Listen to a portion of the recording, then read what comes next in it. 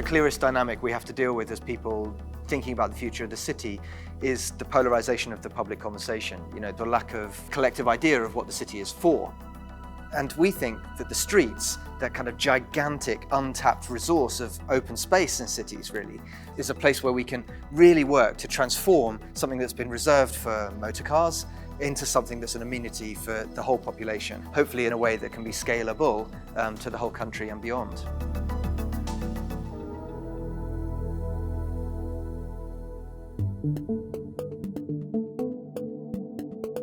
As countries wonder how to meet their carbon neutral promises, many have also begun to question the future of our cities. A popular model is the 15-minute city. It's a vision of a decentralized urban area where your daily needs are within a quarter-hour walk or bike from your home.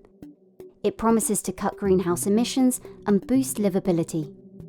But while Paris works on neighborhoods with a 15-minute radius, and Barcelona explores a similar idea, dividing areas into 9 block chunks, Sweden is taking the hyperlocal concept one step further. The 1-minute city idea, of course, uses a buzzy-sounding phrase to talk about the even more local than the hyperlocal scale. The street exactly outside your front door or outside the door of a cafe or a business, and how that can be transformed to make additional amenity space, to make public spaces that didn't exist before. This is the Street Moves project, and it allows communities to become architects of their own streets' layouts.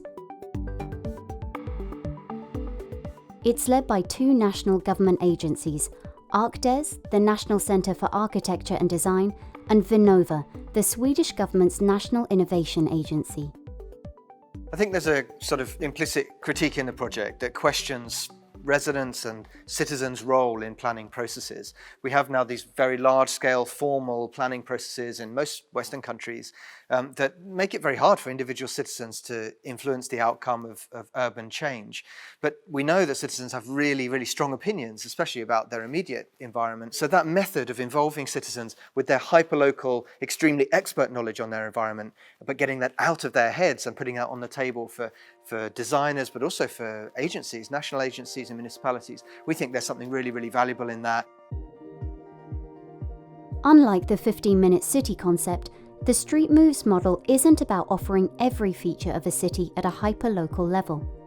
Instead, it turns patches of pavement outside our front doors into critical connecting spaces for communities.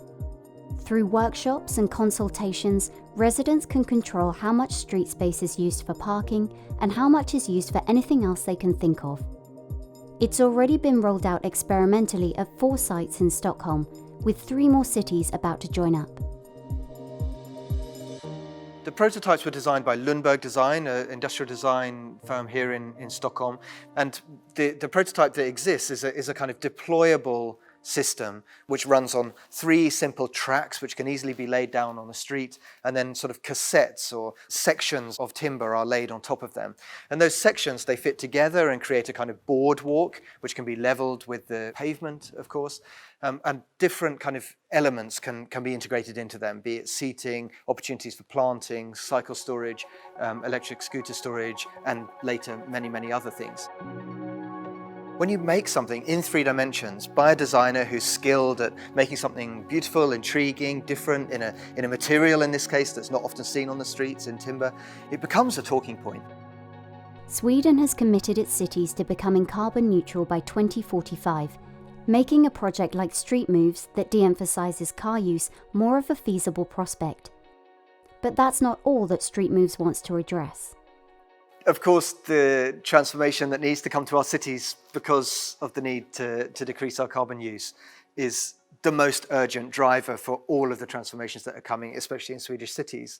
But we use that cover sometimes, and we use that huge, undeniable momentum to also have other conversations. And I think it's no accident and no coincidence that alongside the ecological driven transformation that's coming, there's also a socially driven one, be it Black Lives Matters, be it Me Too, be it large-scale citizen-led movements that are bringing new dynamics to the public conversation. That creates new demands for the city, and I think everybody's starting to realize, the ecological transformation that needs to come is just as much a cultural project as it is technical. Streetmove's ultimate goal is ambitious: to rethink and make over every street in Sweden over the next decade. But while this kind of grand transformation might appear to only work for a country like Sweden, Long and the Streetmove's team are confident the concept can cross borders. I think the future of scaling up this kind of project internationally will be about using the talent in those individual spaces for what they're good at. In Sweden, we have great skill in industrial design, so that kind of modularity, the materials and so on, really, really good at that. In another country, it might be a completely other set of skills. It might be that the designers take more of a lead on the public conversation than they might do here in Sweden.